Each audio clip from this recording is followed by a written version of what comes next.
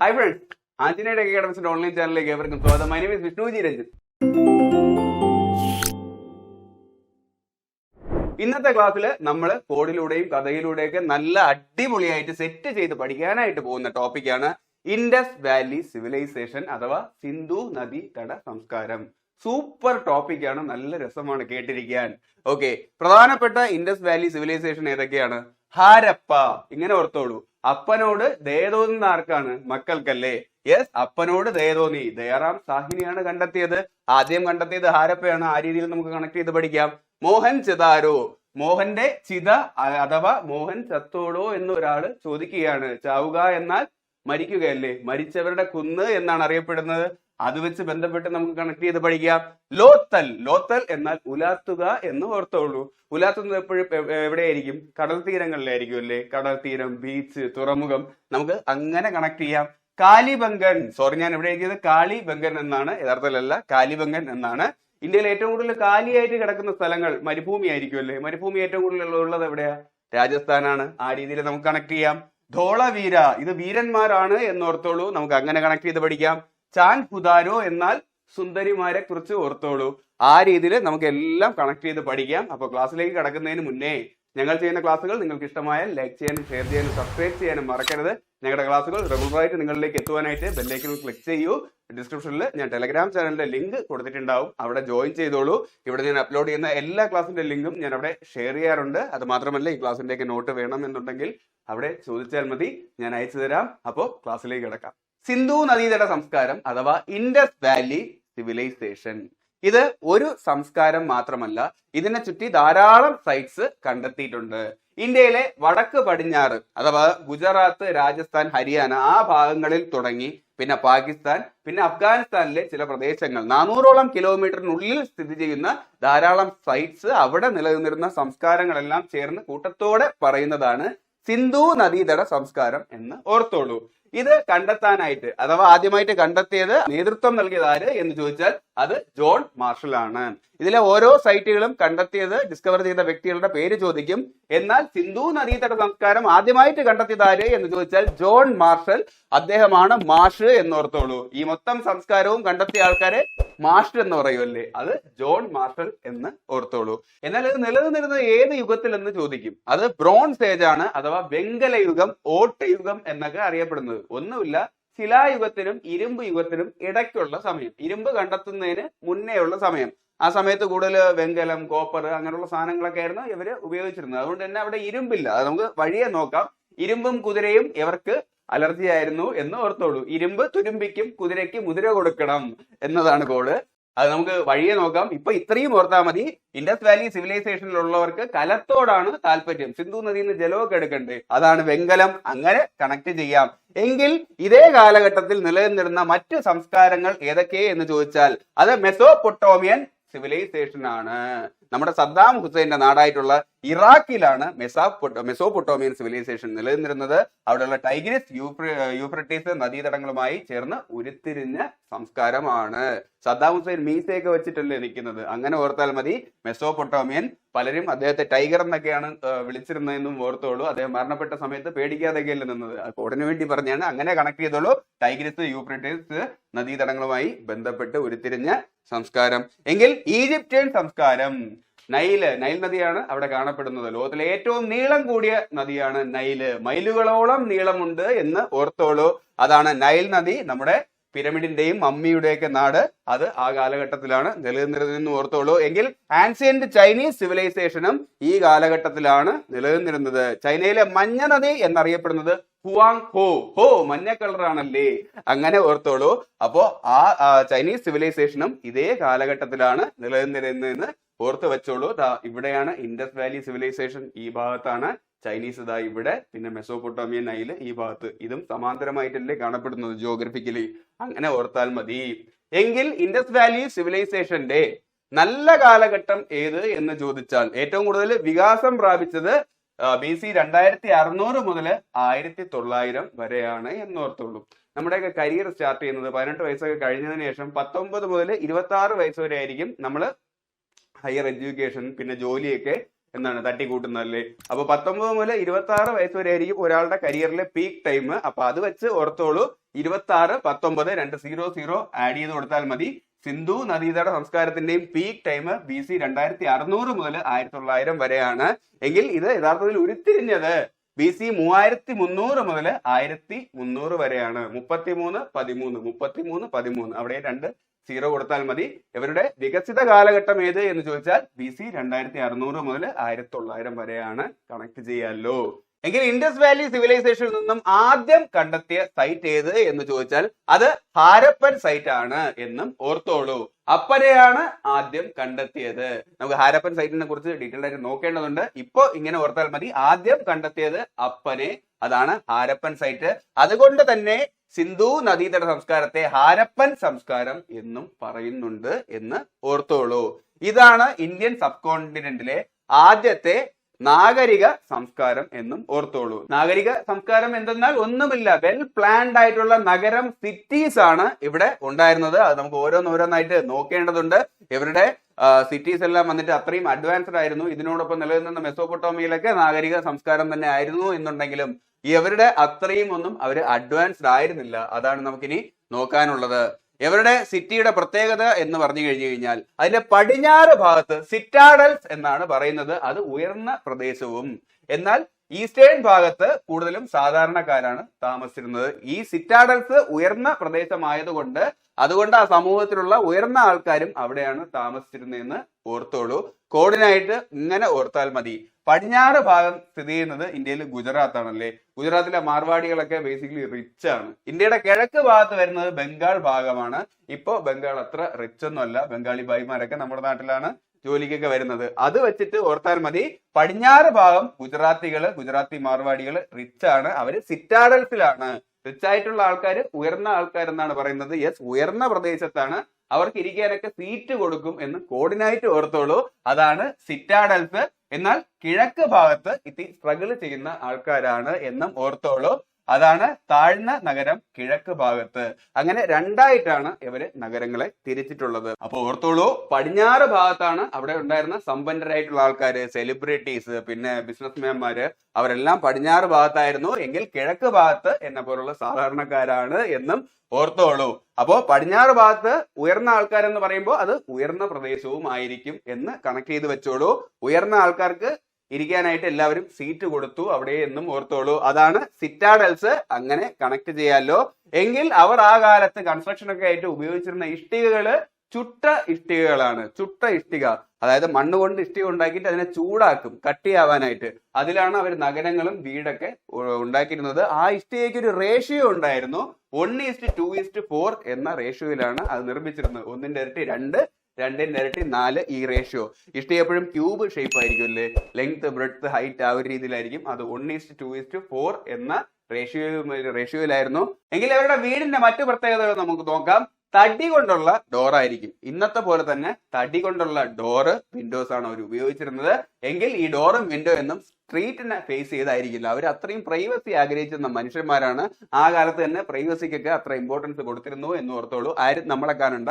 ഒന്നുകിൽ സൈഡിലോട്ടായിരിക്കും അല്ലെങ്കിൽ പുറകു വശത്തായിരിക്കും അവരുടെ വിൻഡോയും ഡോറും എന്നൊക്കെ ഓർത്തോളൂ. പിന്നെ വന്നിട്ട് പ്ലാസ്റ്റേർഡ് ചെയ്തിട്ടുള്ള ഫ്ലോർസ് ആയിരിക്കും. വീടിന്റെ ഫ്ലോറൊക്കെ വന്നിട്ട് പ്ലാസ്റ്റർ ചെയ്തിട്ടുള്ള ഫ്ലോറ്.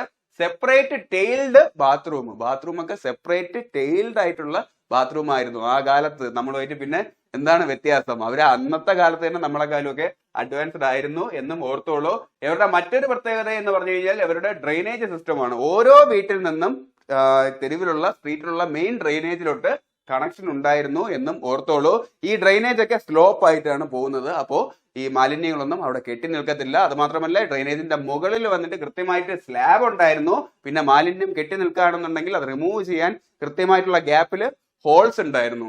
അപ്പൊ ആ രീതിയിലുള്ള സെറ്റപ്പിലുള്ള ഡ്രെയിനേജ് സിസ്റ്റമാണ് ലോകത്തിലെ പഴയ നാഗരികതയിലെ ഏറ്റവും പെർഫെക്റ്റ് ആയിട്ടുള്ള ഡ്രെയിനേജ് സിസ്റ്റം ഉണ്ടായിരുന്നതും ഇവിടെയാണ് എന്നും ഓർത്തോളൂ. എന്നാൽ അവിടെ ഫിനാൻഷ്യലി വെൽ റിച്ച് ആയിട്ടുള്ള വീടുകളിലൊക്കെ കിണറുകളും കാണപ്പെട്ടിരുന്നു എന്ന് ഓർത്തോളൂ. അവർ ഫിനാൻഷ്യലി എങ്ങനെയാണെന്ന് ചോദിക്കുമ്പോൾ പിന്നെ വലിയ ഫാമിലി അല്ലേ, അവിടെ കിണറൊക്കെ ഉണ്ട് കേട്ടോ എന്ന് അവർ ആ കാലത്ത് സംസാരിച്ചിരുന്നു എന്ന് ചുമ്മാ കണക്ട് ചെയ്ത് വെച്ചോളൂ. എങ്കിൽ അവരെ വെയിറ്റ് തൂക്കാനായിട്ട് ഉപയോഗിച്ചിരുന്ന ഭാരക്കട്ടകളെ ചെർട്ട് എന്നാണ് പറഞ്ഞിരുന്നത്. ചിരട്ട പോലുള്ള കല്ലുകൾ കൊണ്ടാണ് അത് നിർമ്മിച്ചിരുന്നതെന്ന് കോഡിനായിട്ട് ഓർത്തോളൂ. അതാണ് ചിരട്ട. എങ്കിൽ അതിന് ഉപയോഗിച്ചിരുന്ന നമ്പേഴ്സ്, ആ വെയിറ്റിന്റെ നമ്പേഴ്സ് ആണ് 1, 2, 4, 8, 16, 32. എല്ലാം ഇരട്ടിയായിട്ട് പോകും അല്ലേ. 1ന്റെ ഇരട്ടി 2, 2ന്റെ ഇരട്ടി 4, 4ന്റെ ഇരട്ടി 8. ഈ സീരീസിലായിരുന്നു ചിരട്ടുകളുടെ ഭാരം എന്നും ഓർത്തോളൂ.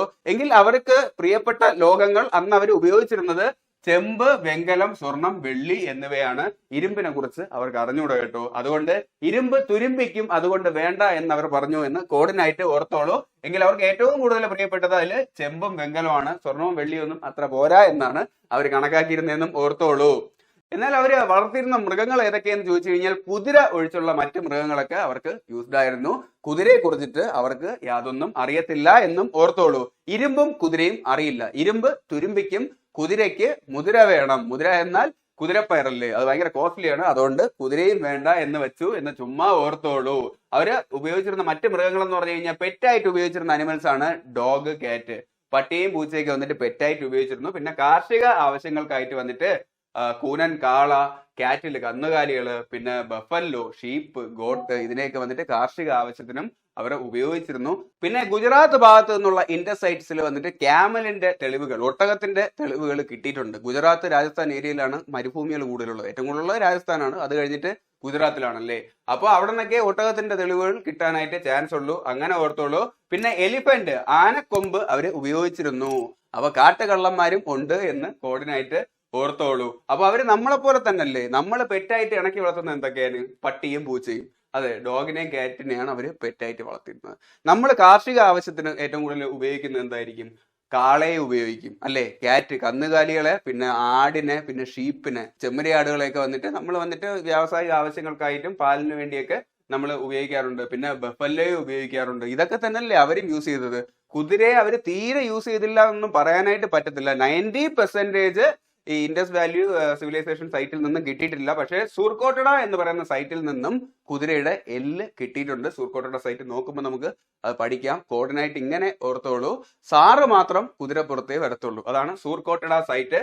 ബാക്കി എല്ലായിടത്തും ഓക്കെ കുതിരയെ കുറിച്ചിട്ടുള്ള ഡീറ്റെയിൽസ് ഒന്നും കിട്ടിയിട്ടില്ല. അപ്പൊ നമ്മളെ പോലെ തന്നെയാണ് അവര്. നമ്മൾ കാർഷിക ആവശ്യത്തിന് വേണ്ടി യൂസ് ചെയ്ത മൃഗങ്ങളെ തന്നെയാണ് അവർ യൂസ് ചെയ്തത്. നമ്മൾ പെറ്റായിട്ട് ഇണക്കി വളർത്തിയിട്ടുള്ള മൃഗങ്ങളെ തന്നെയാണ് അവരും പെറ്റായിട്ട് ഇണക്കി വളർത്തിയിട്ടുള്ളത്. ഇന്ത്യയിൽ ഏറ്റവും കൂടുതൽ ക്യാമലുകളെ ഇന്ത്യയിൽ കാണപ്പെടുന്നത് ഗുജറാത്ത്, രാജസ്ഥാൻ ഏരിയയിലാണ്. അവിടെ നിന്നാണ് ആ ക്യാമലുകളെ അവിടെ നിന്നും കണ്ടെത്തിയിട്ടുള്ളത് അല്ലെ. കുതിര മാത്രം ഇല്ല എന്നും ഓർത്തോളൂ. അത് ഈ സൂർക്കോട്ടഡ പ്ലേസിൽ മാത്രമേ കുതിരയുടെ എല്ല് കണ്ടിട്ടുള്ളൂ. ഓക്കെ, അപ്പൊ പിന്നെ നമുക്ക് നോക്കാനുള്ളത് അവരുടെ ട്രേഡ്, അവരുടെ അഗ്രികൾച്ചറിനെ കുറിച്ചിട്ടാണ്. അവർ ട്രേഡിംഗ് നടത്തിയത് മെസോപ്പൊട്ടാമിയൻ സിവിലൈസേഷനുമായിട്ട് ട്രേഡിംഗ് നടത്തിയതിന്റെ തെളിവുകൾ ലഭിച്ചിട്ടുണ്ട്. മീശ വെച്ച പൊട്ടന്മാരുമായിട്ടായിരുന്നു സിന്ധുവിന്റെ ട്രേഡ് എന്ന് കോഡിനായിട്ട് ഓർത്തോളൂ. അതാണ് മെസോപ്പൊട്ടാമിയൻ. പിന്നെ അവരാണ് ലോകത്തിലെ ഏറ്റവും ആദ്യമായിട്ട് കോട്ടൺ ടെക്സ്റ്റൈൽസ്, കോട്ടൺ കൊണ്ടുള്ള ഈ തുണികളും മറ്റുമൊക്കെ പ്രൊഡക്ഷൻ തുടങ്ങിയത് സിന്ധു നാഗരികതയിലുള്ളവരാണ്. സിന്ധുവിന് കോട്ടന്റെ ഡ്രസ്സേ പറ്റത്തുള്ളൂ. സിന്ധു അഡ്വാൻസ്ഡ് ആണ് നമ്മളെയൊക്കെ പോലെ എന്ന് ഓർത്തോളൂ. അപ്പൊ കോട്ടന്റെ ടെക്സ്റ്റൈൽസ് അവരാണ് തുടങ്ങിയത്. പിന്നെ അവർ കാർഷിക ആവശ്യങ്ങൾക്കായിട്ട് ഉപയോഗിച്ചിരുന്നത് വീറ്റ്, ബാർലി, പീസ്, പയറുവർഗ്ഗങ്ങള്. പിന്നെ ഇതെല്ലാം വന്നിട്ട് പാചകം ചെയ്യാനായിട്ട് ഓയിൽ സീഡ്, എണ്ണ വേണ്ടേ, അതിനുവേണ്ടി ഓയിൽ സീഡ്. അപ്പോ വീറ്റ്, ബാർലി, വീറ്റും ബാർലിയും ഉണ്ട്. ഗോതമ്പ്, ബാർലി, പിന്നെ വന്നിട്ട് പയറുവർഗ്ഗങ്ങള്, പിന്നെ ഓയിൽ സീഡ് എന്നിവയൊക്കെയാണ് അവർ അഗ്രികൾച്ചറിന് വേണ്ടി ഉപയോഗിക്കുന്നത്. ഈ വീറ്റും ബാർലിയൊക്കെ അവരുടെ ആവശ്യം കഴിഞ്ഞ് ബാലൻസ് വരുമ്പോഴത്തേക്കും അതിൽ നിന്ന് അവർ വാറ്റും ഉണ്ടാക്കിയെന്ന് കോർഡിനേറ്റ് ഓർത്തോളൂ. യെസ്, അവർ ചെറുതടിക്കാൻ വേണ്ടിയിട്ട് വാറ്റും ഉപയോഗിച്ചിരുന്നു, ആൽക്കഹോള്. പിന്നെ വന്നിട്ട് വാറ്റുണ്ടാക്കണമെന്നുണ്ടെങ്കിൽ ചുമ്മാ ഉണ്ടാക്കാൻ വേണ്ടി പറ്റുമോ? കലം വേണ്ടേ? യെസ്, ക്ലേ പോട്ട്സ് അവരുടെ ഇമ്പോർട്ടന്റ് ആയിട്ടുള്ള അവരുടെ മറ്റൊരു സവിശേഷതയാണ്. ആ ക്ലേ പോട്ട്സിൽ വന്നിട്ട് അവര് അത് മാത്രമല്ല ഈ കളിമണ്ണ് ഉണ്ടാക്കുന്ന പോട്ടറി ഉണ്ടാക്കിയിട്ടുണ്ടായിരുന്നു. അതില് ചുവന്ന പോട്ടറിയിൽ വന്നിട്ട് ബ്ലാക്ക് കളർ പെയിന്റിംഗ് ഉള്ള പോട്ടറിയൊക്കെ വന്നിട്ട് അവരുടെ സവിശേഷതയാണ്. അതൊക്കെ അവർ ട്രേഡിങ്ങിന് വേണ്ടിയിട്ട് ഉപയോഗിച്ചിട്ടുണ്ടായിരുന്നു. അത് മാത്രമല്ല അവരുടെ ജവൽസ്, ആഭരണങ്ങളും മുത്തുകളും ട്രേഡിങ്ങിന് ഉപയോഗിച്ചിരുന്നു. അതും വളരെയധികം ഫേമസ് ആണ്. സിന്ധു അല്ലേ, സിന്ധു ആഭരണവും മുത്ത് പതിപ്പിച്ച ആഭരണം ഇടും. സിന്ധുവിന്റെ ആവശ്യം കഴിഞ്ഞ് അതൊക്കെ ട്രേഡ് ചെയ്യും എന്നും ഓർത്തോളൂ. അവർ ഏറ്റവും കൂടുതൽ ഇതിനൊക്കെ വേണ്ടിയിട്ട്, ആഭരണങ്ങൾക്കൊക്കെ വേണ്ടിയിട്ട് ഉപയോഗിച്ചിരുന്നത് കോപ്പറും ബ്രൗൺസും ആണ്. അവർക്ക് ഈ വെള്ളി, സിൽവർ ഒന്നും അത്ര പിടിക്കത്തില്ല. അതിൽ നമ്മളെ ഇതുക്കാലും ഡിഫറെന്റ് ആണ്. നമ്മൾ കൂടുതലും വെള്ളി, സ്വർണ്ണമാണ് നമ്മുടെ ഇന്നത്തെ സമൂഹത്തിലുള്ള ആൾക്കാർ ഉപയോഗിക്കുന്നത് അല്ലേ. അങ്ങനെ കണക്ട് ചെയ്ത് വെച്ചോളൂ. എങ്കിൽ ഈ മെസോപ്പൊട്ടാമിയൻ കൾച്ചറിലുള്ള ആൾക്കാരുമായിട്ടാണ് അവരുടെ ട്രേഡിംഗ് എന്ന് പറഞ്ഞു. അപ്പൊ മെസോപ്പൊട്ടാമിയൻസിന് ഇതൊക്കെ കൊണ്ടു കൊടുത്തപ്പോഴത്തേക്കും അവര് സിന്ധുവിനെ മാലാഹ എന്ന് വിളിച്ചു. ഹൈ മാലാഹ, നമുക്ക് ഇതെല്ലാം തന്നല്ലോ എന്ന്. അങ്ങനെ ഓർത്തോളൂ. യെസ്, മെസോപ്പൊട്ടാമിയക്കാർ അവരെ വിളിച്ചിരുന്നത് മെലൂഹ എന്നാണ്, അതാണ് മാലാഹ എന്ന് ഞാൻ ഓർക്കാൻ പറഞ്ഞത്. എങ്കിൽ ഗ്രീക്കിലുള്ളവർ പറഞ്ഞത് സിൻഡോൺ എന്നാണ്. ഗ്രീക്കിലുള്ളവർ പറഞ്ഞു ഇത് മാലാഹ എന്നല്ല, ഇതാണ് സിന്ധു, സിന്ധോ അങ്ങനെ വിളിച്ചു എന്ന്. ഗ്രീക്കുകാർ സിൻഡോൺ എന്ന് വിളിച്ചപ്പോ മെസോപ്പൊട്ടാമിയക്കാർ അവരെ മാലാഹ എന്ന് വിളിച്ചു. മെസോപ്പൊട്ടാമിയനായിട്ടല്ലേ ട്രേഡ് ഉള്ളത്, അതുകൊണ്ട് അങ്ങനെ വിളിച്ചു എന്നും ഓർത്തോളൂ. എങ്കിൽ ഇവർ ട്രേഡ് നടത്തുന്ന രീതി എന്ത് എന്നാൽ അത് ബാർട്ടർ സിസ്റ്റമാണ്. അങ്ങോട്ടൊരു സാധനം കൊടുക്കുമ്പോൾ ഇങ്ങോട്ട് വേറൊരു സാധനം കൊടുക്കും. കറൻസി സമ്പ്രദായം ഒന്നുമില്ല, ബാർട്ടർ സിസ്റ്റമാണ്. അപ്പൊ ഇത്രയും കാര്യങ്ങളാണ് ഇതിൽ നിന്ന് അവരുടെ ട്രേഡും കാര്യങ്ങളിൽ നിന്നും അഗ്രികൾച്ചറിൽ നിന്നൊക്കെ നോക്കാനായിട്ടുള്ളത്. നിങ്ങൾക്ക് മനസ്സിലായല്ലോ.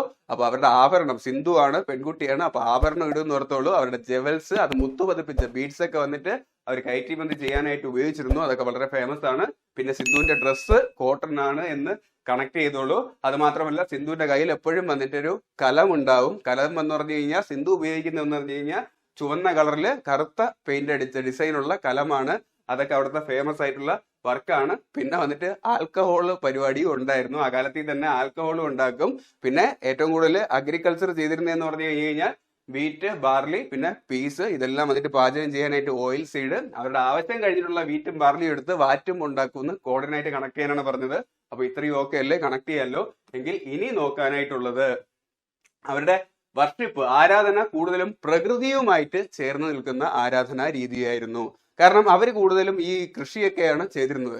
അപ്പോൾ ഈ കൃഷിയൊക്കെ ചതിച്ചു കഴിഞ്ഞു കഴിഞ്ഞാൽ പെടാനായിട്ട് ചാൻസ് ഉണ്ട്. അപ്പൊ അവർ ഈ കൃഷി ചെയ്തിരുന്ന കാര്യങ്ങളെയൊക്കെ വന്നിട്ട് അവരുടെ ദൈവമായിട്ട് സങ്കല്പിച്ചു. അതിലൊന്ന് മാതൃദേവത, പ്രകൃതി മാതാവ് എന്നല്ലേ പറയുന്നത്, ആ രീതിയിൽ കണക്ട് ചെയ്താൽ മതി. മാതൃദേവതയുടെ ആരാധന ഉണ്ടായിരുന്നു. മാതൃദേവതയുടെ ഒക്കെ സിമ്പിൾസ് അവിടെ നിന്ന് കിട്ടിയിട്ടുണ്ടായിരുന്നു. പിന്നെ അവർ ഏറ്റവും കൂടുതൽ ഉപയോഗിക്കുന്ന കൃഷിക്ക് കാളകളെയാണ്, നിലവൂഴാനും കാര്യത്തിനും ഒക്കെ ആയിട്ടല്ലേ. അപ്പൊ കാള എന്നാൽ പശുവിന്റെ പുല്ലിംഗമാണ്. പശു പെണ്ണാണെന്നുണ്ടെങ്കിൽ കാള വന്നിട്ട് പുല്ലിംഗം. അപ്പൊ പശുവിന്റെ പതി അല്ലേ, അതാണ് കാള. യെസ്, പശുപതി ദേവന്റെ ആരാധന ഉണ്ടായിരുന്നു. ഇതാണ് ആദി ശിവ ആരാധന എന്നറിയപ്പെടുന്നത്. പിൽക്കാലത്ത് ശിവ എന്ന് പറയുന്ന കോൺസെപ്റ്റ് ഒക്കെ ഇതിൽ നിന്നാണ് വന്നത്. അപ്പോ മെലൂഹയിലെ ചിരഞ്ജീവികൾ, അമീഷ് ത്രിപാഠിയുടെ ഇതില് നോവലില് ഇതിനെ കുറിച്ചിട്ടാണ് പറയുന്നത്. ടിബറ്റിൽ നിന്നുള്ള ശിവൻ എന്ന് പറയുന്ന ആള് മെലൂഹ എന്ന് പറഞ്ഞു കഴിഞ്ഞാൽ ഇൻഡസ് വാലി സിവിലൈസേഷൻ ആണ്. ഇവിടെ വന്ന് ഇവിടെയുള്ള ജനങ്ങളെ രക്ഷിച്ച് ശിവ എന്ന ഗോഡായി മാറുന്ന ഒരു കോൺസെപ്റ്റ് ആണ് ആ ഇതിൽ പറയുന്നത്. അപ്പൊ അത് വെച്ചിട്ട് ഈ പശുപതി, ശിവന്റെ മുമ്പ് നന്ദിയുടെ ഇതുണ്ടല്ലോ കാള, അപ്പൊ അത് വെച്ചിട്ട് കണക്ട് ചെയ്താൽ മതി. ഇത് ആദി ശിവ ആരാധനയാണ്. അപ്പൊ പശുപതി എന്നാൽ ആ കാളയിൽ നിന്നുമാണ് പശുപതി, നന്ദി ആ ഒരു ഫോമിലോട്ട് മാറിയെന്ന് കണക്ട് ചെയ്ത് വെച്ചോളൂ. പിന്നെ നാച്ചുറലിനെയും അനിമലിനെയും ആരാധിച്ചിരുന്നു എന്ന് ഞാൻ പറഞ്ഞു. അതാണ് നാച്ചുറൽ എന്നാൽ മാതൃദേവത, പ്രകൃതി ദേവി എന്ന് ഓർത്തോളൂ. പിന്നെ അനിമൽ എന്നാൽ പശുപതി. പിന്നെ വന്നിട്ട് ഡോവ്, പീജിയൻ, പ്രാവിനെ ആരാധിച്ചിരുന്നു. സമാധാനത്തിന്റെ വെള്ളപ്രാവ് എന്നല്ലേ പറയുന്നത്. പ്രകൃതിക്ഷോഭമൊന്നും ഉണ്ടാവരുതേ, അതുകൊണ്ട് സമാധാനത്തിനായി സമാധാനത്തിന്റെ വെള്ളപ്രാവിനെ അയക്കണമേ എന്ന് ചൊല്ലി പ്രാർത്ഥിച്ചു എന്ന് ഓർത്തോളൂ. ഇതിനൊന്നും അവിടെ ടെമ്പിൾസ് ഒന്നും ഇല്ലായിരുന്നു. അവര് ഓപ്പൺ എയറിൽ യാഗങ്ങളൊക്കെ നടത്തി ഹോമകുണ്ടം കണ്ടെത്തിയിട്ടുണ്ട്. ഈ ഋഷിശൃംഗന്റെ സിനിമയില്ലേ, യാഗം നടത്തി എന്താണ് ഋഷിശൃംഗനെ കൊണ്ടുവന്ന് മഴ പെയ്യിക്കണമെന്ന്, അതുപോലെ അവര് ഹോമകുണ്ടത്തില് യാഗം നടത്തിയിട്ടാണ് പ്രസാദിപ്പിച്ചുകൊണ്ടിരുന്നതെന്നും ഓർത്തോളൂ. അത് മാത്രമല്ല മരണാനന്തര ജീവിതം, പുനർജന്മത്തില് ഇവർക്ക് വിശ്വാസം ഉണ്ടായിരുന്നു. അവിടുന്ന് കണ്ടെത്തിയ സിമ്പൽ എന്ന് പറഞ്ഞു കഴിഞ്ഞാൽ സ്വസ്തിക് സിമ്പൽ ആണ്. സ്വസ്തിക് സിമ്പൽ എന്ന് പറഞ്ഞു കഴിഞ്ഞാൽ ഇതാണ് സ്വസ്തിക് സിമ്പല്. സ്വസ്ഥമായിട്ടിരിക്കാനായിട്ട് അവര് സ്വസ്തിക് സിമ്പലും അവിടുന്ന് കണ്ടെത്തി എന്ന് ഓർത്തോളൂ. അപ്പൊ ഇത്രയും കാര്യങ്ങളാണ് അവരുടെ ആരാധനയുമായിട്ട് ബന്ധപ്പെട്ട് നോക്കേണ്ടത്. ഇതുമായിട്ട് ബന്ധപ്പെട്ട് അവിടുന്ന് മുദ്രകൾ, സീൽസ് കണ്ടെത്തിയിട്ടുണ്ട്. നമ്മൾ ഈ പറഞ്ഞ അനിമൽസിന്റെ ഒക്കെ സീൽസ് കണ്ടെത്തിയിട്ടുണ്ട്. മാതൃദേവതയുടെ, അവർ ആരാധിക്കുന്ന മാതൃദേവയുടെ സീൽസ് കണ്ടെത്തിയിട്ടുണ്ട്. പിന്നെ പശുപതി ദേവന്റെ സീല് കണ്ടെത്തിയിട്ടുണ്ട്. ഇതാണ് പശുപതി ദേവന്റെ സീല്. അതിൽ പശുപതി ദേവൻ മാത്രമല്ല, പശുപതി ദേവൻ എന്ന് വെച്ചാൽ ശിവനെ ഓർത്തോളൂ. അപ്പൊ ശിവൻ ഉടുത്തേക്കുന്നതെല്ലാം വന്നിട്ട് കടുവത്തോലല്ലേ, പുലിത്തോൽ എന്ന് പറയുമെങ്കിലും അത് കടുവേരയാണ്. അപ്പൊ അത് വെച്ചിട്ട് ഓർത്തോളൂ. ഇതില് വന്നിട്ട് കടുവയുണ്ട്, പിന്നെ ആനയുണ്ട് എന്ന് ഓർത്തോളൂ. ശിവന്റെ കയ്യിൽ കൊമ്പൊക്കെ ഉണ്ടല്ലോ, ആന കൊമ്പാണെന്ന് കണക്ട് ചെയ്ത്, കോഡിന് വേണ്ടി കണക്ട് ചെയ്ത് അങ്ങനെ ഓർത്തോളൂ. പിന്നെ കൊമ്പിന് ഫേമസ് ആയിട്ടുള്ള വേറൊരു മൃഗം കാണ്ടാമൃഗം അല്ലേ, ഒറ്റക്കൊമ്പൻ കാണ്ടാമൃഗം എന്ന് കേട്ടില്ലേ? യെസ്, അതില് കാണ്ടാമൃഗം ഉണ്ട് എന്നോർത്തോളൂ. അപ്പൊ കാണ്ടാമൃഗം ഉണ്ട്, ആനയുണ്ട്, കടുവയുണ്ട്. പിന്നെ ഈ കടുവയ്ക്ക് കഴിക്കാൻ 2 ഡീറ് എന്ന് ഓർത്തോളൂ. അതൊന്നുമല്ല, ഞാൻ കോർഡിനായിട്ട് കണക്ട് ചെയ്യാൻ വേണ്ടി പറഞ്ഞതാണ്. പിന്നെ അപ്പൊ 2 മാനുണ്ട്. അപ്പൊ ഇത്രയുമാണ് ഇതിലുള്ളത്. അപ്പൊ പശുപതി, കടുവ, ആന, റൈനോ, 2 മാന് എന്നിവയാണ് ഈ മുദ്രകളിൽ അടങ്ങിയിട്ടുള്ളത്. അപ്പൊ ഇത്രയുമാണ് ബേസിക് ആയിട്ട് നമ്മൾ ഇതിൽ നിന്നും അറിഞ്ഞിരിക്കേണ്ട കാര്യം. ഇനി ഇതിലുള്ള ഓരോരോ സൈറ്റും അതിന്റെ പ്രത്യേകതകളുമാണ് നമുക്ക് നോക്കാനായിട്ടുള്ളത്. അപ്പൊ നോക്കാം. എങ്കിൽ നമ്മൾ ആദ്യം നോക്കാനായിട്ട് പോകുന്നത് ഹാരപ്പ സൈറ്റ്സ്. സിന്ധു നാഗരികതയിൽ ഏറ്റവും ആദ്യം കണ്ടെത്തിയിട്ടുള്ളത് ഹാരപ്പ സൈറ്റ്സ് ആണ്. 1921 ദയാറാം സാഹിനിയാണ് കണ്ടെത്തിയിട്ടുള്ളത് 1921 മലബാർ കലാപം നടന്ന വർഷം ദയാറാം സാഹിനി അപ്പനെ കണ്ടെത്തി എന്ന് ഓർത്തോളൂ. അപ്പനെ കണ്ടെത്തുമ്പോഴത്തേക്കും ദയ തോന്നുമല്ലേ, അങ്ങനെയും കണക്ട് ചെയ്തോളൂ. അപ്പൻ ദയ ആ രീതിയിലും കണക്ട് ചെയ്തോളൂ. എങ്കിൽ ഹാരപ്പയിലുള്ള ലെറ്റേഴ്സിൽ നിന്ന് തന്നെ നമുക്ക് ഇതിൽ പഠിക്കേണ്ട നദികൾ സ്ഥിതി ചെയ്യുന്ന സ്ഥലവും എല്ലാം കണക്ട് ചെയ്യാം. അതിൽ ഈ RA എന്നാൽ റാവി നദി എന്ന് ഓർത്തോളൂ. അത് ഏത് നദീ തീരത്താണ് സ്ഥിതി ചെയ്യുന്നതെന്ന് പറഞ്ഞു കഴിഞ്ഞാൽ അതിന്റെ നടുക്കുള്ള ഈ RA എന്നുള്ള ലെറ്റർ ഓർത്താൽ മതി. റാവി നദിയിൽ. എങ്കിൽ എവിടെ സ്ഥിതി ചെയ്യുന്നു എന്നാൽ അവസാനത്തെ 3 ലെറ്റർ ഉണ്ടല്ലോ, ഇതിൽ ആദ്യത്തെ P എന്നാൽ പാകിസ്ഥാന്, പിന്നെ PA ഉണ്ടല്ലോ അത് പഞ്ചാബ് എന്ന് ഓർത്തോളൂ. യെസ്, പാകിസ്ഥാനിലെ പഞ്ചാബ് പ്രവിശ്യയിൽ നിന്നാണ് ഈ നാഗരികത കണ്ടെത്തിയിട്ടുള്ളത്. അവിടെ എവിടെയെന്ന് ചോദിച്ചു കഴിഞ്ഞാൽ മോണ്ട് ഗോമറി ജില്ലയിൽ നിന്നാണ്. അവിടെ അച്ഛൻ മുണ്ടൊക്കെ കൊടുത്തായിരിക്കുമല്ലേ നടന്നിരുന്നത്, അങ്ങനെ കണക്ട് ചെയ്താൽ മതി. പാകിസ്ഥാനിലെ പഞ്ചാബിലെ മോണ്ട് ഗോമറി ജില്ലയിൽ നിന്നാണ് കണ്ടെത്തിയിട്ടുള്ളത്. ഈ അച്ഛൻ വന്നിട്ട് അച്ഛന് 6 മക്കളാണ്. അപ്പൊ ആ 6 മക്കൾക്കും ധാന്യപ്പുരകൾ ചെയ്തു കൊടുത്തു ഈ കണ്ട സന്തോഷത്തിൽ. അങ്ങനെ ഓർത്തോളൂ. 6 ചെറിയ ധാന്യപ്പുരകൾ എന്ന് തന്നെ പഠിക്കണം. കാരണം വലിയ ധാന്യപ്പുരകൾ വേറെ സൈറ്റ്സിൽ നിന്ന് കണ്ടെത്തിയിട്ടുണ്ട്, മോഹൻജദാരോ എന്ന്. നമുക്ക് വേറെ കോഡിലൂടെയാണ് കണക്ട് ചെയ്ത് പഠിക്കേണ്ടത്. ഇത് 6 ചെറിയ ധാന്യപ്പുരകൾ. അപ്പൻ മക്കൾ 6 പേരാണെന്നുണ്ടെങ്കിൽ ചെറിയ ധാന്യപ്പുര മതിയാവുമല്ലോ, അങ്ങനെ ഓർത്താൽ മതി. പിന്നെ ഇവിടുന്ന് സീൽസ് കിട്ടിയിട്ടുണ്ട് കേട്ടോ, മുദ്രകൾ. എന്താണ് ബുൾസിന്റെയും യൂണിക്കോൺസ് അങ്ങനെയുള്ള അനിമൽസിന്റെ ഒക്കെ വന്നിട്ട് മുദ്രകൾ കിട്ടിയിട്ടുണ്ട്. പിന്നെ അസ് യൂഷ്വൽ ഇവിടെയും സിറ്റാഡൽസും പിന്നെ ഈസ്റ്റേൺ സൈഡിൽ സാധാരണക്കാരും താമസിക്കുന്നുണ്ട്, നമ്മൾ നേരത്തെ പറഞ്ഞതുപോലെ. അപ്പൊ ഇനി നോക്കാനുള്ളത് മോഹൻജദാരോ. മോഹന്റെ ചിതയെ ഓർത്താൽ മതി. ചിതയിൽ മോഹൻ എരിഞ്ഞതിനു ശേഷം ഒരു പ്രീസ്റ്റ് ആയിട്ട് മാറി, അതാണ് മോഹൻജദാരോ. അങ്ങനെ കണക്ട് ചെയ്യാം. മോഹനെ ചിതയിൽ എരിക്കുന്നതിന് മുന്നേ അദ്ദേഹത്തിന്റെ ശേഷക്രിയ ചെയ്യാനായിട്ട് പാകിസ്ഥാനിൽ നിന്നുള്ളൊരു സിദ്ധനാണ് വരുന്നതെന്ന് ഓർത്തോളൂ. ആ സിദ്ധൻ വരുന്നത് പാകിസ്ഥാനിലെ ലാർക്കാന ഡിസ്ട്രിക്റ്റിൽ നിന്നാണ് എന്നും ഓർത്തോളൂ. ഇങ്ങനെ കണക്ട് ചെയ്യാം. പാകിസ്ഥാനിലെ സിദ്ധൻ എന്നാൽ പാകിസ്ഥാനിലെ സിന്ധ് പ്രവിശ്യയിലെ ലാർക്കാന ഡിസ്ട്രിക്റ്റിൽ നിന്നാണ് ആ സിദ്ധൻ വരുന്നത്. ലാർക്കാന എന്നാൽ ആനപ്പുറത്താണ് സിദ്ധൻ വരുന്നതെന്ന് ഓർത്തോളൂ. സിദ്ധൻ വരുന്നത് എന്തിനാണ്? മോഹന്റെ ചിതയിലേക്ക് എരിച്ചിട്ട് ശേഷക്രിയ ചെയ്യാൻ. അപ്പോ മോഹൻ മരണപ്പെടുമല്ലേ. യെസ്, മരിച്ചവരുടെ കുന്ന് എന്നറിയപ്പെടുന്നത് മോഹൻജദാരോയാണ്. അപ്പോ സിദ്ധൻ സിന്ധിൽ നിന്നാണ് വരുന്നത്. സ്വാഭാവികമായിട്ടും സിന്ധ് എന്ന് പറയുമ്പോൾ അവിടുത്തെ നദി ഏതായിരിക്കും?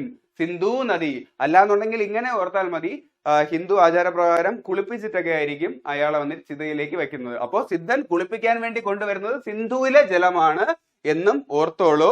അങ്ങനെ മരണത്തിന് ശേഷം, ചിത എരിഞ്ഞതിനു ശേഷം മോഹൻ പ്രീസ്റ്റായി മാറി എന്നും ഓർത്തോളൂ. യെസ്, പ്രീസ്റ്റ് കിങ്ങിന്റെ സ്റ്റാച്യു കണ്ടെടുത്തത് മോഹൻജദാരോയിൽ നിന്നാണ്. പുരോഹിതന്റെ പ്രതിമ കണ്ടെത്തിയത് ഇവിടെ നിന്നാണ്. അപ്പോ മരണാനന്തരം മോഹൻ പ്രീസ്റ്റായി മാറി എന്നാണ്. പ്രീസ്റ്റ് എന്ന് പറഞ്ഞു കഴിഞ്ഞാൽ സമാധിയായി മാറിയെന്നും ഓർത്തോളൂ. അപ്പൊ പിന്നെ ഭാവിയിൽ ധാരാളം ആൾക്കാര്, ഭക്തന്മാര് തേടിയെത്തും ഇവിടെ. അങ്ങനെ തേടിയെത്തുന്ന ഭക്തന്മാർക്ക് കുളിച്ചിട്ടായിരിക്കും ഇദ്ദേഹത്തെ തൊഴാനായിട്ട് പോകുന്നതല്ലേ. അപ്പോ കുളിക്കാനായിട്ടുള്ള സൗകര്യം ഇവിടെയുണ്ട്. അതാണ് മഹാസ്നാനഘട്ടം. മഹാസിദ്ധനെ തൊഴണമെങ്കിൽ മഹാസ്നാനം കഴിയണം എന്ന് ഓർത്തോളൂ. ഇവിടുത്തെ കുളിപ്പുര വലിയ ഫേമസ് ആണ്, അത് ഞാൻ കാണിച്ചു തരാം. അപ്പോ ഇതാണ് ഇവിടുത്തെ കുളിപ്പുര, മഹാസ്നാനത്തിനുള്ള സ്ഥലം. സിദ്ധൻ ബ്രഹ്മചാരിയാണ് കേട്ടോ. അപ്പൊ ആണിനും പെണ്ണിനും ഒരുമിച്ച് കുളിക്കാൻ പറ്റില്ല എന്ന് കണക്ട് ചെയ്ത് ഓർത്തോളൂ.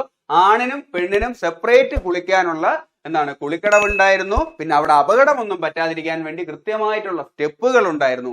പിന്നെ കുളിച്ച് ഡ്രസ്സ് മാറാനായിട്ട് ആണിനും പെണ്ണിനും പ്രത്യേക റൂമുകളും ഉണ്ടായിരുന്നു. അപ്പൊ ഇന്നത്തെ കാലഘട്ടം വെച്ച് ഓർത്താൽ മതി, ഏതെങ്കിലും ഒരു സിദ്ധന്റെ സമാധി തൊഴാനായിട്ട് പോകുമ്പോഴത്തേക്കും അവിടെ ഒരു അമ്പലക്കുളം പോലത്തെ സെറ്റപ്പ് ഉണ്ട്. അവിടെ ആണിനും പെണ്ണിനും ഒരുമിച്ച് കുളിക്കാനായിട്ട് പറ്റില്ലല്ലോ. അപ്പൊ സെപ്പറേറ്റ് ആയിരിക്കും. അവിടെ അപകടം പറ്റാതിരിക്കാനായിട്ട് കൃത്യമായിട്ടുള്ള പടിക്കെട്ട് കാണും. പിന്നെ കുളിച്ച് ഡ്രസ്സ് മാറാനുള്ള റൂം കാണും. പിന്നെ ഈ വെള്ളമൊന്നും വൃത്തികേടാവാതിരിക്കാനായിട്ട് കൃത്യമായി ഈ വെള്ളം പുറത്തോട്ട് കളയാനുള്ള ഓവുകളും ഉണ്ടാവും എന്ന് ഓർത്തോളൂ. അപ്പൊ ഇന്നത്തെ കാലഘട്ടത്തിലുള്ളത് പോലെ തന്നെയാണ് എല്ലാ സെറ്റപ്പും അവിടെ ഉണ്ടായിരുന്നത്.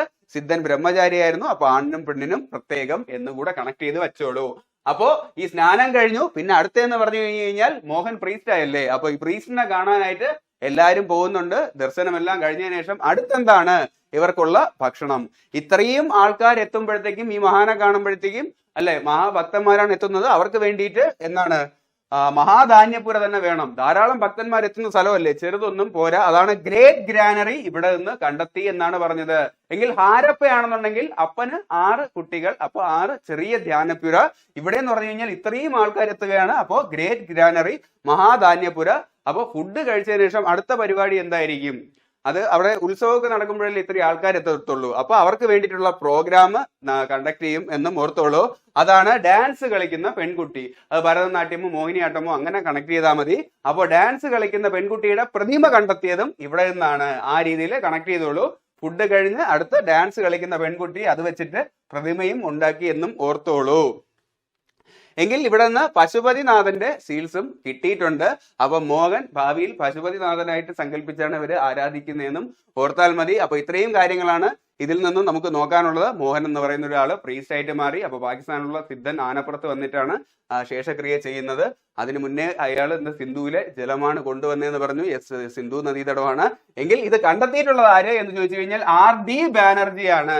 മരണപ്പെടുമ്പോഴത്തേക്കും എല്ലാവരും ബാനർ ഒട്ടിക്കുമല്ലേ, കാർഡ് കൊടുത്ത് അറിയിക്കുന്ന പോലെ ബാനർ ഒട്ടിക്കും. അല്ല എന്നുണ്ടെങ്കിൽ ഭാവിയിൽ സിദ്ധൻ പ്രീസ്റ്റായി മാറുമ്പോഴത്തേക്കും ഉത്സവമൊക്കെ നടക്കുന്നതിന് മുന്നേ ബാനർ ഒട്ടിക്കും. ഈ തീയതികളിലാണ് ഇവിടെ ഇങ്ങനെ ഒരു പരിപാടി നടക്കുന്നതെന്ന് അങ്ങനെ ഓർത്തോളൂ. അതാണ് RD ബാനർജി. 1922 ഈ സൈറ്റ് അദ്ദേഹം കണ്ടെത്തിയത്.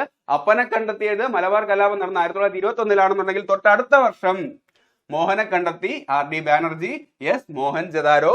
അങ്ങനെ കണക്ട് ചെയ്ത് വെക്കാം. അപ്പൊ ഇത്രയും കാര്യങ്ങളാണ് ഇതിൽ നമുക്ക് നോക്കാനായിട്ടുള്ളത്. എങ്കിൽ അടുത്ത് നോക്കാനുള്ളതാണ് ലോത്തൽ. ലോത്തൽ എന്നാൽ ഉലാത്താൻ പോവുക എന്ന് ഓർത്തോളൂ. നമുക്ക് എല്ലാവർക്കും കൂടുതലും രാവിലെ ആകുമ്പോൾ നടക്കാൻ പോകുന്നതന്നെയല്ലേ ഉലാത്താൻ പോവുക എന്ന് പറയുന്നത്. രാവിലെയോ വൈകുന്നേരമോ അങ്ങനെ ഉലാത്താൻ പോകാൻ ഇഷ്ടം എവിടെയായിരിക്കും? അത് കടൽ തീരങ്ങളിലായിരിക്കും അല്ലേ. അങ്ങനെ ഓർത്താൽ മതി. അങ്ങനെ ഉലാത്താൻ പോകുന്നത് കടൽ തീരം. അപ്പൊ കടൽ തീരത്തിൽ ഉലാത്തുക, അതാണ് ലോത്തൽ എന്ന് കണക്ട് ചെയ്തോളൂ. ലോത്തലിൽ ഉലാത്താൻ പോയത് ആര് എന്ന് ചോദിച്ചാൽ അതൊരു സാറാണ്. സാർ റാവു ആണ് ഉലാത്താൻ പോയത്. സാർ ജോലിയൊക്കെ കഴിഞ്ഞിട്ട് ഈവനിങ് ആകുമ്പോഴത്തേക്കും ഉലാത്താൻ പോയി. കൂടെ അദ്ദേഹത്തിന്റെ സഹധർമ്മിണിയും ഉണ്ട് എന്ന് ഓർത്തോളൂ. പിന്നെ ഞാൻ കണക്ട് ചെയ്തുതരാം. അപ്പൊ സാറും ഭാര്യയുമാണ് ഉലാത്താൻ പോയത് കടൽ തീരം. യെസ്, കടല് എന്നാൽ സിന്ധു നാഗരികതയിൽ കടൽ പോർട്ട് സിറ്റി എന്നറിയപ്പെടുന്നതും ഈ ലോത്തലാണ്. അപ്പോ പോർട്ട്, ഡോക്യാർഡ് എന്നിവ കണ്ടെത്തിയിട്ടുള്ളതും ഈ ലോത്തലിലാണ്. ഇന്ത്യയിൽ ഏറ്റവും കൂടുതൽ കടൽ തീരമുള്ള സ്റ്റേറ്റ് ഏത് എന്ന് ചോദിച്ചാൽ അത് ഗുജറാത്ത് ആണ്. യെസ്, അപ്പോ ഗുജറാത്തിലാണ് ഈ ലോത്തലും സ്ഥിതി ചെയ്യുന്നത്. ഗുജറാത്തിൽ അഹമ്മദാബാദിൽ. ഇങ്ങനെ ഓർത്താൽ മതി. ഗുജറാത്തിന്റെ അകത്തുള്ള തുറമുഖത്തിലാണ് സാറ് ഉലാത്താൻ പോയതെന്നും കണക്ട് ചെയ്തോളൂ. എങ്കിൽ അവിടെ കണ്ടെത്തിയിട്ടുള്ള നദി ഏത് എന്നാൽ ഫൊഗാവോ നദിയാണ്. അതിലും ഒരു ഗോവ എന്നുണ്ടല്ലോ, അത് വെച്ചിട്ട് കടലുമായിട്ട് അങ്ങനെ ഓർത്താൽ മതി. ഫൊഗാവ നദി എന്നാണ്.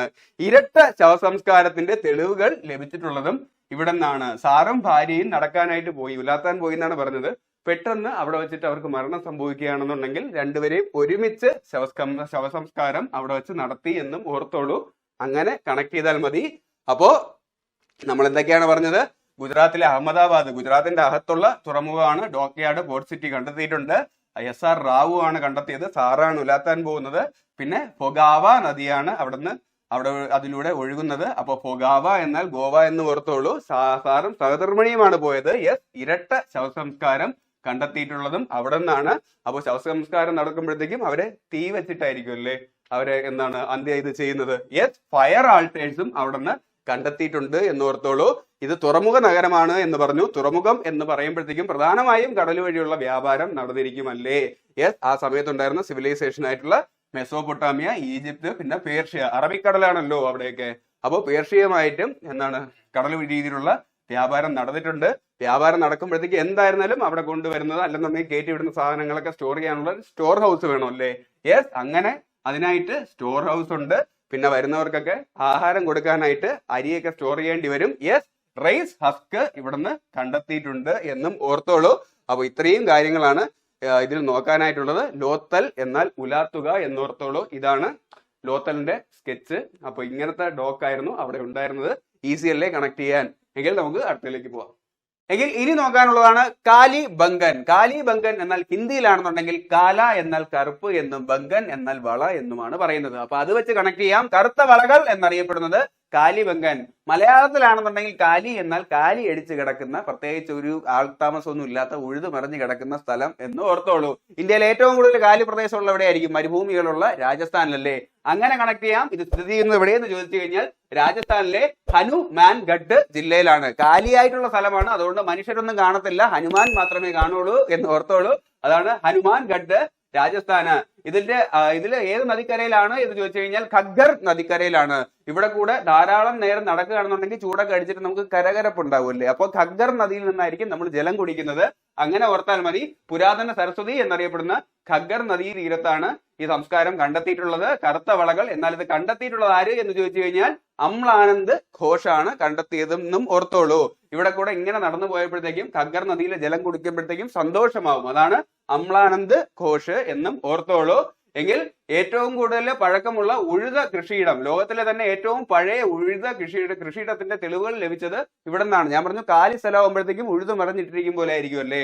അത് മാത്രമല്ല ഇവിടെ നിന്നാണ് അഗ്നിപീഠങ്ങൾ കിട്ടിയിട്ടുള്ളത്, യാഗങ്ങൾ നടത്തിയിട്ടുള്ള ഹോമകുണ്ടങ്ങളൊക്കെ.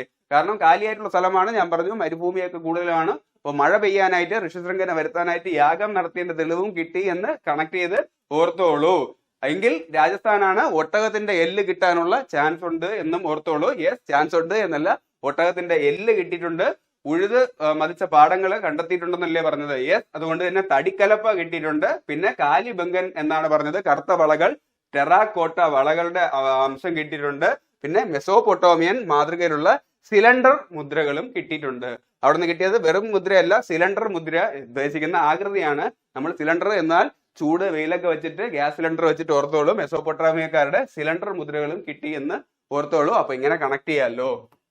എങ്കിൽ അടുത്ത് നോക്കേണ്ടതാണ് സർക്കോട്ടഡ. സർക്കോട്ടഡ എന്ന് പറഞ്ഞാൽ ഞാൻ നേരത്തെ പറഞ്ഞായിരുന്നു, കുതിരയുടെ എല്ലിന്റെ അംശം കണ്ടെത്തിയിട്ടുള്ളത് ഇവിടെ നിന്നാണ്. സാറ് കുതിരപ്പുറത്താണ് വരുന്നത്. കുതിര കൊട്ടിക്കൊട്ടിയല്ലേ നടക്കുന്നത്, ടൊക്ക് ടൊക്ക്.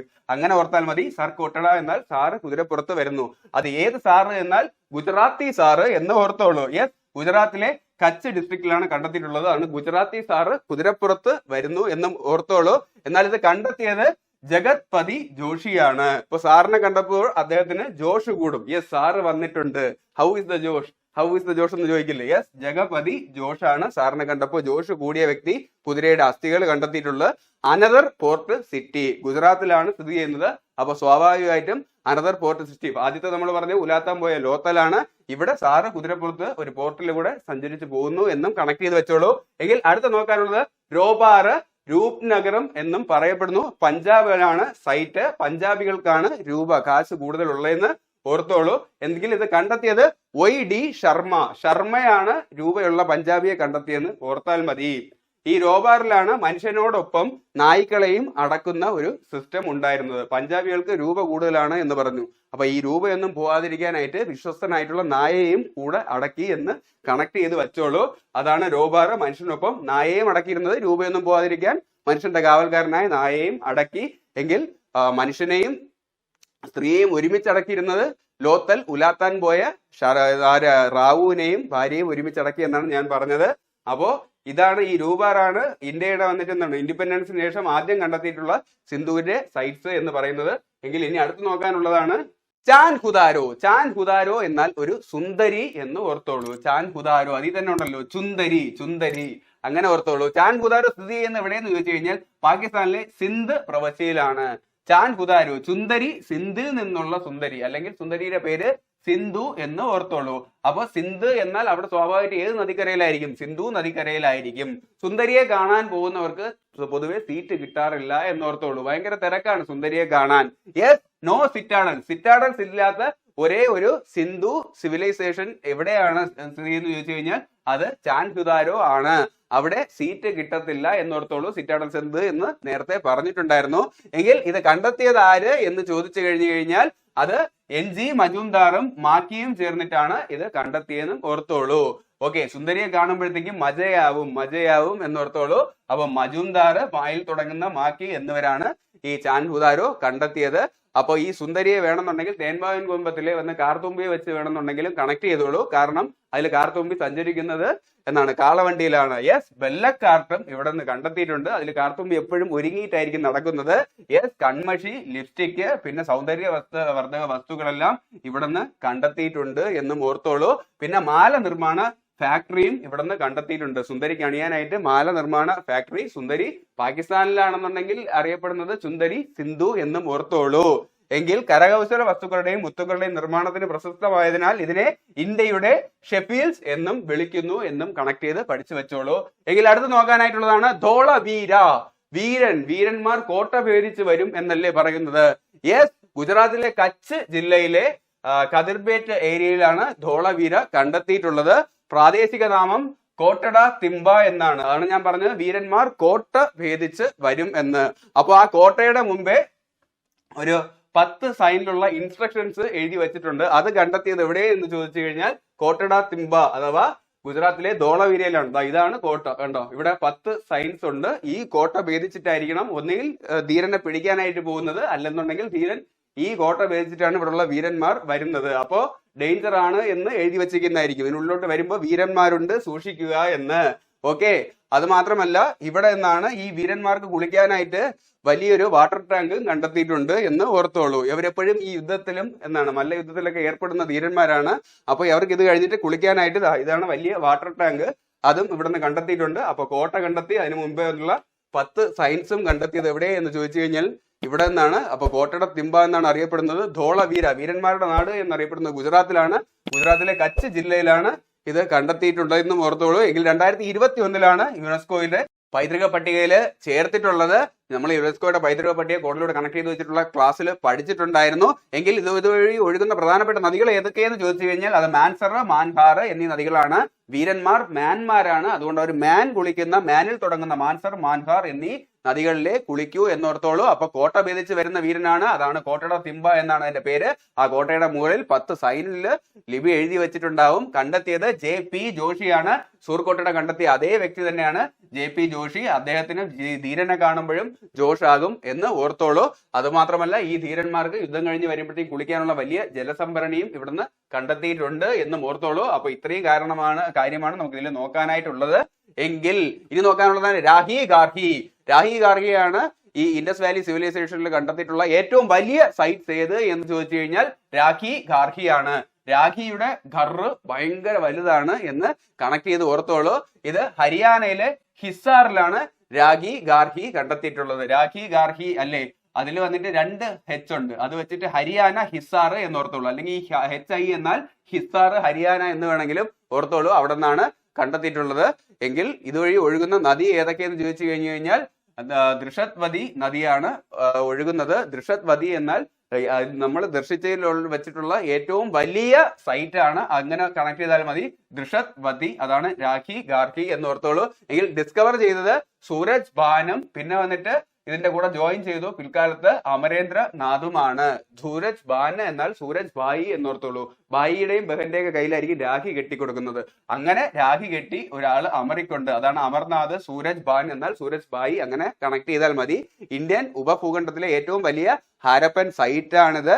Where is the world largest Harappan museum being built എന്ന് ചോദിച്ചു കഴിഞ്ഞാൽ അത് രാഖി ഗാർഹി എന്ന് നിങ്ങൾ പറയണം. ഏറ്റവും വലിയ ഹാരപ്പൻ സൈറ്റിന്റെ മ്യൂസിയം വരുന്നത് ഏറ്റവും വലിയ ഹാരപ്പൻ സൈറ്റ് ആയിട്ടുള്ള രാഖി ഗാർഹിയിലാണ് എന്നും ഓർത്തോളൂ. എങ്കിൽ ബനാവാലി അത് സ്ഥിതി ചെയ്യുന്നത് ഹരിയാനയാണ്. ബന ഹരിയാന, രണ്ടിലും ആനയുണ്ട്. അപ്പൊ ഹരിയാനയിലാണ് ബനാവാലി സ്ഥിതി ചെയ്യുന്നതെന്ന് ഓർത്തോളൂ. അത് എങ്ങനെയുള്ള ആനയെന്ന് ചോദിച്ചാൽ വിശിഷ്ടമായ ആന എന്ന് കൂടെ പറഞ്ഞോളാം. RS ബിഷ്ടാണ് ബനാവാലി സൈറ്റ് കണ്ടെത്തുന്നത്. അതാണ് ആ ആന എന്നാൽ വിശിഷ്ടമായ ആന എന്ന് ഞാൻ പറഞ്ഞത്. ഓക്കെ, സിന്ധു നദീതട നാഗരികതയിൽ ബാർലിയുടെ കൃഷി ഏറ്റവും കൂടുതൽ തെളിവുകൾ ലഭിച്ചിട്ടുള്ളത് എവിടെ എന്ന് ചോദിക്കും. അത് ഹരിയാനയിലെ ബനാവാലി. ആനയ്ക്കിഷ്ടം ബാറാണ്. ബാർലി കൃഷി, അങ്ങനെ കണക്ട് ചെയ്താൽ മതി. എങ്കിൽ സിന്ധു സിവിലൈസേഷനിലുള്ളവർ ഉപയോഗിച്ചിരുന്ന സ്ക്രിപ്റ്റ് ലിപി ഏത് എന്ന് ചോദിച്ചാൽ അതാണ് പിക്ടോഗ്രാഫിക്. പിക്ടോഗ്രാഫിക് എന്ന് പറഞ്ഞാൽ ഒന്നുമില്ല, ചിത്രങ്ങൾ ഉപയോഗിച്ച് എഴുതുന്ന സ്ക്രിപ്റ്റ് ആണ്. ഇതുവരെ വായിക്കാനായിട്ട് പറ്റിയിട്ടില്ല. ഒരു 600ഓളം ഈ ചിത്രങ്ങൾ ഉപയോഗിച്ചിട്ട് അതിനെ ആദ്യം വന്നിട്ട് ഇടത്തു നിന്ന് വലത്തോട്ട് എഴുതും, എന്നിട്ട് അവിടെ വലത്ത് നിന്ന് ഇടത്തോട്ട് എഴുതും. ആ രീതിയിലാണ് അവര് സ്ക്രിപ്റ്റ് എഴുതിയിരുന്നത്. അങ്ങനെ എഴുതുന്ന രീതിയെ പറയുന്നത് ബോസ്ട്രോഫെഡൻ സ്റ്റൈല് എന്നാണ്. ബോസ് ആണ് എഴുതുന്നത് ഈ രീതിയിലല്ലേ. ബോസിന് സമയമില്ല, ആദ്യം ഇവിടെ നിന്ന് അങ്ങോട്ട് എഴുതിയാൽ പിന്നെ ഇങ്ങോട്ട് വന്നിട്ട് എഴുതില്ല, വീണ്ടും അവിടെ നിന്ന് തന്നെ തുടങ്ങും. അതാണ് ബോസ്ട്രോഫെഡൻ സ്റ്റൈല്. അപ്പൊ ഈ രീതിയിലുള്ള ലിപികൾ എഴുതി വെച്ചിട്ടുള്ളത് കണ്ടെത്തിയത് നമ്മൾ ഇതിൽ തന്നെ നോക്കിയായിരുന്നു. ധോളവീര നോക്കിയപ്പോഴത്തേക്കും കോട്ടയെ ഭേദിച്ചവനെന്നല്ലേ പറഞ്ഞത്. കോട്ടയുടെ മുകളില് അപകട സൂചിതമായിട്ടുള്ള സൈൻസ് എന്നാണ് പറഞ്ഞത്. അങ്ങനെ ഒരു 10 സിമ്പിൾ എഴുതിയിട്ടുണ്ടായിരുന്നു. അത് ഈ ബോസ്ട്രോഫെഡൻ സ്റ്റൈലിൽ ഉണ്ടായിരുന്ന പിക്ടോഗ്രാഫിക് ലിപിയാണ്. ഇതൊന്നും വായിക്കാനായിട്ട് പറ്റിയിട്ടില്ല. അപ്പോൾ ഇത്രയും കാര്യങ്ങളാണ് നമുക്ക് നോക്കാനായിട്ടുള്ളത്. എനിക്കിതെല്ലാം കണക്ട് ചെയ്യാനായിട്ട് കഴിഞ്ഞിട്ടുണ്ട് എന്നുള്ളതാണ് എന്റെ വിശ്വാസം. നിങ്ങളുടെ അഭിപ്രായം എന്ത് തന്നെയാണെന്നുണ്ടെങ്കിലും കമന്റിലൂടെ രേഖപ്പെടുത്തൂ. ഞാൻ ഡിസ്ക്രിപ്ഷനിൽ ടെലഗ്രാം ചാനലിന്റെ ലിങ്ക് കൊടുത്തിട്ടുണ്ടാകും. അപ്പോൾ അവിടെ ജോയിൻ ചെയ്തോളൂ. ഞങ്ങളുടെ ക്ലാസ്സുകൾ ഇഷ്ടമായ ലൈക്ക് ചെയ്യാനും ഷെയർ ചെയ്യാനും സബ്സ്ക്രൈബ് ചെയ്യാനും മറക്കരുത്. ഞങ്ങളുടെ ക്ലാസ്സുകൾ റെഗുലറായിട്ട് നിങ്ങളിലേക്ക് എത്തുവാനായിട്ട് ബെല്ലൈക്കണിൽ ക്ലിക്ക് ചെയ്യാനും മറക്കരുത്. അപ്പോൾ അടുത്ത ക്ലാസ്സിൽ വീണ്ടും കാണാം. പഠിക്കൂ പഠിച്ചുകൊണ്ടിരിക്കൂ.